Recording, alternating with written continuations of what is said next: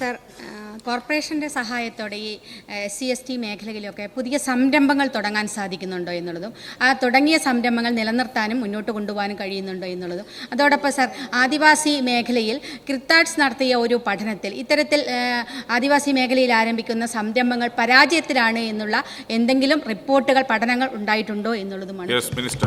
Sir, ബഹുമാന്യ അംഗം ചോദിച്ച ആദ്യ ഭാഗത്തിനുള്ള ഉത്തരം പ്രധാന ഉത്തരത്തിൻ്റെ ഭാഗമായി തന്നെ നൽകിയിട്ടുണ്ട്. യഥാർത്ഥത്തിൽ ലഘു വ്യവസായ യോജന അതുപോലെ തന്നെ മൈക്രോ ക്രെഡിറ്റ് ഫിനാൻസ് പ്രോഗ്രാം ഇത്തരത്തിലുള്ള പദ്ധതികൾ വഴി സംരംഭകർക്ക് സഹായം നൽകുന്നുണ്ട്. ഇതുകൂടാതെ തന്നെ സ്റ്റാർട്ടപ്പ് സംരംഭകർക്കുള്ള വായ്പാ പദ്ധതി, പ്രത്യേകിച്ച് ഇന്നത്തെ കാലഘട്ടത്തിൽ പ്രധാനപ്പെട്ട ഒന്നാണെന്ന് കരുതി അവർക്കുള്ളൊരു വായ്പാ പദ്ധതി, അത് 50 ലക്ഷം രൂപ വരെയാണ് പരമാവധി പദ്ധതി തുകയുടെ ഇത് നൽകുന്നത്.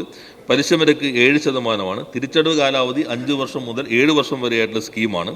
25 ലക്ഷം രൂപ വരെ കുടുംബ വാർഷിക വരുമാനമുള്ളവർക്കും ഈ പദ്ധതി നൽകുന്നുണ്ട്. അതോടൊപ്പം തന്നെ പ്രൊഫഷണൽ സർവീസ്, ഇപ്പോൾ ഈ മേഖലയിൽ നിന്ന് ചാർട്ടേഡ് അക്കൗണ്ടന്റ്, എഞ്ചിനീയർമാർ സ്വതന്ത്രമായി പ്രാക്ടീസ് ചെയ്യാൻ വരുന്ന ആളുകളുണ്ടാവും. അവർക്ക് ആ പ്രൊഫഷണൽ സർവീസിൻ്റെ തുടക്ക കാലഘട്ടത്തിൽ കുറേ പ്രതിസന്ധി നേരിടേണ്ടി വരും.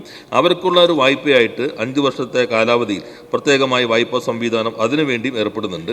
പിന്നെ സ്വയം തൊഴിൽ സംരംഭം തുടങ്ങാൻ താല്പര്യമുള്ള പട്ടികജാതി പട്ടികവർഗത്തിൽപ്പെട്ട യുവതി യുവാക്കൾക്ക് അവരുടെ അഭിരുചികൾക്കനുസരണമായിട്ടുള്ള ഈ സംരംഭങ്ങൾ തുടങ്ങാൻ വായ്പ നൽകുന്നതോടൊപ്പം തന്നെ ബഹുമാന്യ അംഗം ചൂണ്ടിക്കാണിച്ച കാര്യം ശരിയാണ്. സംരംഭങ്ങളിലേക്ക് ഇറങ്ങുന്നതിന് മുൻപ് പ്രത്യേകമായൊരു പരിശീലന പദ്ധതി അത് ഗുണം ചെയ്യുന്നതാണ്.